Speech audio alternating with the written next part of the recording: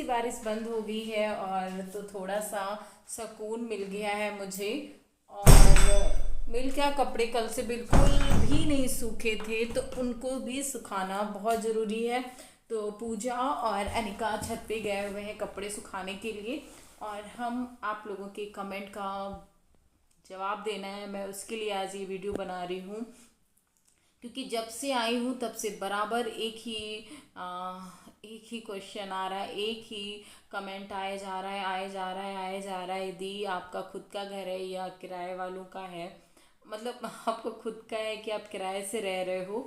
तो यही कि बताइए दी, बताइए आपका खुद का घर है क्या नहीं। तो मैं आपको बताऊं क्या है क्या नहीं। तो वही मैंने सोचा मैं इसके लिए एक वीडियो ही बना देती हूँ, जिससे आपको पूरी अच्छी तरीके से पता चल जाए कि ये किसका घर है किसका नहीं है, जहाँ पे मैं इस वक्त अपनी ससुराल में हूँ। तो बताना ज़रूरी है, क्योंकि एक ही कमेंट बार बार आता है। तो गाइज़, जो जो मुझसे पहले से हैं उनको तो पता ही है किसका घर है। जो न्यू है मुझे लगता है उन्हीं को नहीं पता है। तो ना तो मैं यहाँ पे किराए से रह रही हूँ, और ये मेरा किराए वाला मकान नहीं है, ये मेरा मकान है। और बहुत लोग पूछते हैं हस्बैंड ने ये बनवाया था कि किसने बनवाया था ये मकान। तो मैं आपको बताती हूँ, जैसे आप शादी करके जाते हो, आपकी ससुराल होती है, ससुराल में जब जाते हो तो वो पुश्तैनी मकान बना होता है ना। जिस मकान में आप जाते हो शादी करके, जिस घर में जाते हो, पुश्तैनी मकान बना होता है। उसमें आपके हस्बैंड के 2 भाई भी हो सकते हैं, 3 भाई हो सकते हैं, 4 भी भाई हो सकते हैं, किसी के एक भी अकेला भी हो सकता है। तो हम शादी करके आए थे तो हमारे हस्बैंड के 2 भाई थे, यानी कि मेरे हस्बैंड और उनका छोटा भाई यानी कि मेरा देवर। तो वो 2 भाई थे। तो जब हम यहाँ शादी करके आए थे तो हमारा एक दूसरा घर है जो वो गांव में है, और एक ये घर है जहाँ पे मैं इस वक्त रह रही हूँ। तो 2 मकान हो गए। तो जब मैं इस मकान में रहने के लिए आई, साल 1.5 साल के बाद मैं इस मकान में आई रहने के लिए, तब ये मकान बना हुआ था और अर्ध कंप्लीट था, यानी कि आधा कंप्लीट था आधा बन चुका था।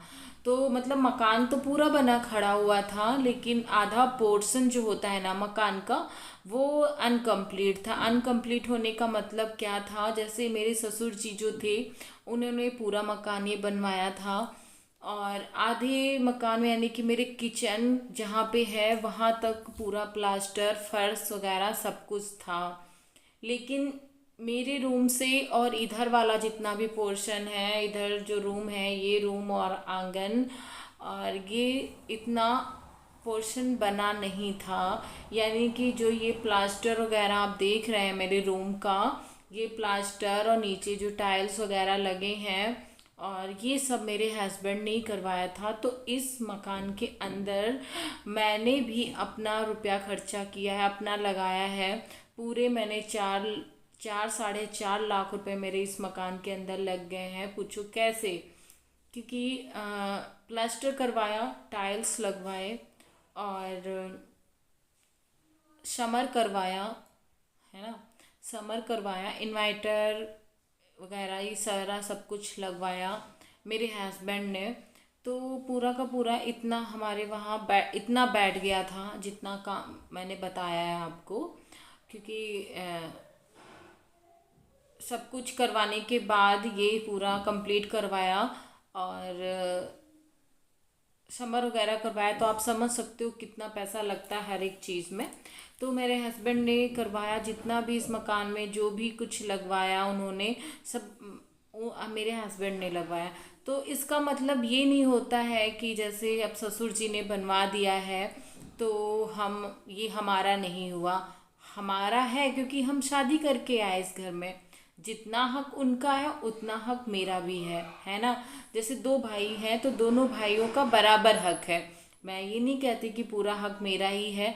और हम अपने ससुराल में रहते हैं तो हम भी चाहते हैं हमारा घर बहुत सुंदर हो। तो जो भी कमियां होती हैं मकान के अंदर, जो भी कमी होती तो हम उसे पूरा करते हैं, उसे बनाते हैं, ना कि बिगाड़ते हैं। तो बनाते रहते हैं। तो हम ये नहीं सोचते हैं कि यार कल को जो कुछ हो जाता है मेरे हस्बैंड को तो मुझे नहीं मिलेगा, यही कहेंगे तुम्हारा घर नहीं है, और तुम्हारा घर नहीं था। ये मतलब ये हम नहीं सोचते हैं। अपने घर में जितना भी लगना होता है लगाते हैं। जिस तरीके से मेरे हस्बैंड ने 4 से 4.5 लाख रुपए इस मकान में लगाए, ये उनको भी नहीं पता था कि मैं नहीं रहूँगा तो उसके बाद मेरी वाइफ मेरे बच्चे को रहना मुश्किल किया जाएगा।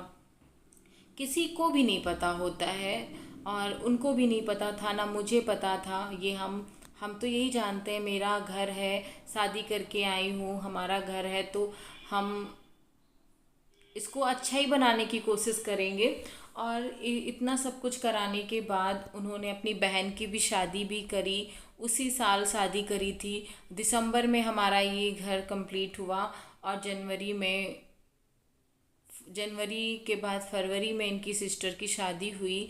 21 फरवरी को इनकी सिस्टर की शादी हुई।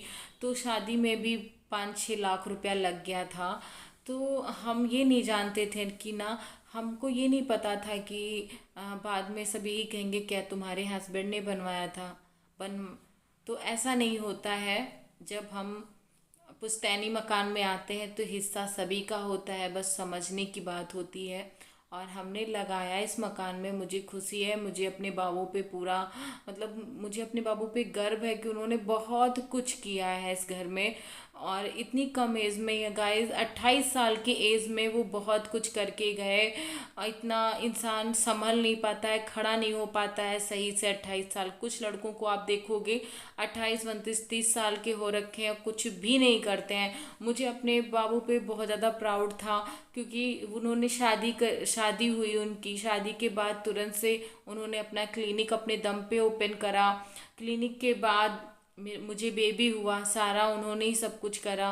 उसके बाद अनिका का मुंडन किया इस घर में।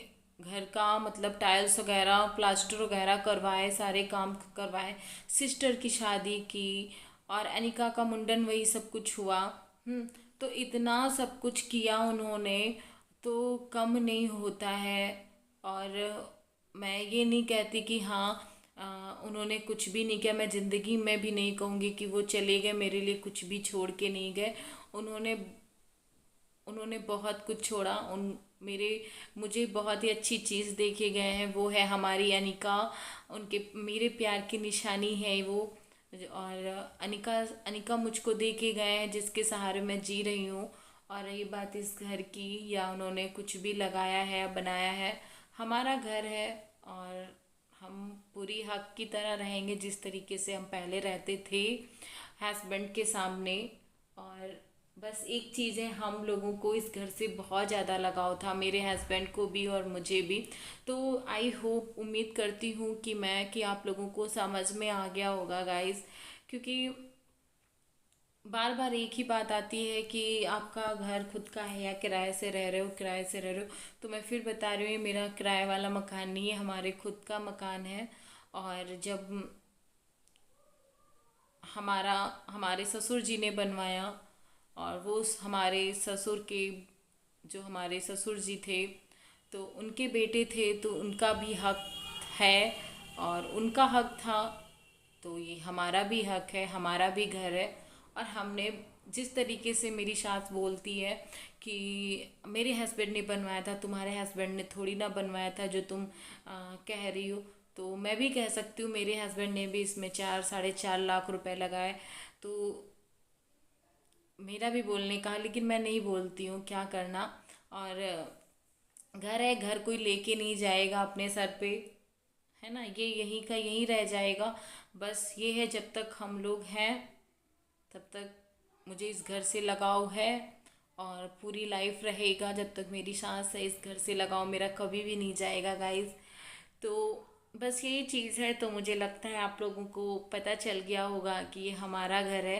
तो ये हमारा ही घर है, हमारे ससुर जी ने बनवाया था। और हमारे ससुर जी बहुत ही अच्छे थे, मैं उनकी तारीफ़ करूँगी। वो आज होते तो शायद मुझे इतनी तकलीफ़ नहीं होती। सच्ची में मैं ये दिल से कह रही हूँ। जो इंसान अच्छा था मैं उसकी तारीफ़ करूँगी, और जो नहीं है, ये बात नहीं है कि वो नहीं है इस दुनिया में, तो मैं उनकी तारीफ़ कर रही हूँ। वो वाकई में बहुत ही अच्छे थे, और आज वो इस दुनिया में होते तो मुझे ये दिन नहीं देखना पड़ता, और मुझे रोना नहीं पड़ता गाइस, सच में। बस ये चीज़ें हैं। तो बस इस वीडियो को मैं एंड करती हूँ। आप लोगों को पता चल गया होगा। प्लीज़ आप कमेंट मत करना कि ये किसका घर है, किसके घर में रहती हो दी आप, बताओ बताओ। बहुत सारे कमेंट आ रहे हैं, दी बताइए किसका घर है, किसका घर है। तो ये हमारा घर है, खुद का घर है।